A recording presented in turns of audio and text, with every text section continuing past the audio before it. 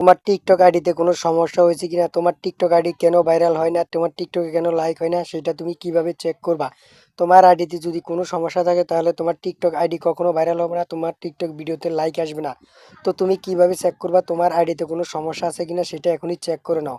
তো এই কাজটি করার জন্য তুমি তোমার সরাসরি টিকটকে আসার পরে যে নিচে দেখতেছো প্রোফাইল আইকন, এই প্রোফাইল আইকনে একটা ক্লিক দিতে হবে।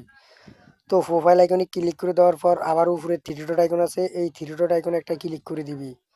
তো থ্রি আইকনে ক্লিক করে দেওয়ার পরে এখান থেকে দেখতেছো যে টিকটক স্টুডিও, দেখতেছো যে বন্ধুরা টিকটক স্টুডিও, এখানে একটা ক্লিক করতে হবে। তো টিকটক স্টুডিওতে ক্লিক করে দেওয়ার পর এরকম কিছু লোডিং হবে, এরকম একটা ইন্টারফেস চলে আসবে, এখানে কিছু লোডিং হবে, তোমাকে অপেক্ষা করতে হবে, একটু নিচের দিকে স্ক্রল করতে হবে।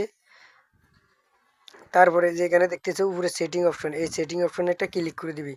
তো সেটিং অপশনে ক্লিক করে দেওয়ার পর তারপরে দেখতেছো যে এরকম কিছু ইন্টারফেস চলে আসবে, তুমি এখান থেকে নিচে আসবে, আসার পরে পোস্ট অ্যানালাইটিক্স এটা যদি অফেন করা থাকে বা বন্ধ করা থাকে তুমি এটাকে অন করে দিবে। তারপরে তুমি এখান থেকে নিচে চলে আসবে, আসার পরে এখান থেকে আরেকটু নিচে স্ক্রল করে এখানে দেখতেছো যে অ্যাকাউন্ট চেক, ঠিক আছে। এই যে নিচে দেখতেছো অ্যাকাউন্ট চেক বা অ্যাকাউন্ট স্ট্যাটাস লেখা থাকবে ইংরেজিতে। তো এখানে একটা ক্লিক করে দিবে, এখানে ক্লিক করে দেওয়ার পরে তোমার অ্যাকাউন্টে ভিডিওতে কোনো সমস্যা আছে কিনা, কপিরাইট আছে কিনা বা কোনো ভিডিও ফিউজ হয়েছে কিনা সেটা এখানে দেখাবে। তো একটু অপেক্ষা করো, অপেক্ষা করার পর দেখবা তোমার এখানে এটা শো করবে।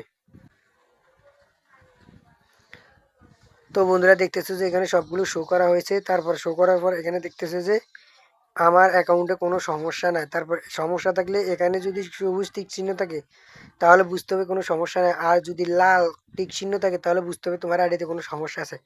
তারপরে নিচে দেখতেছো যে এই যে এখান থেকে তুমি এখান থেকে হ্যাঁ অপশানেরটা ক্লিক করে দিবে, ঠিক আছে।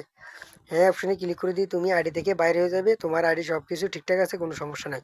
তো ধন্যবাদ, সবাই ভালো থাকবে, আল্লাহ হাফেজ।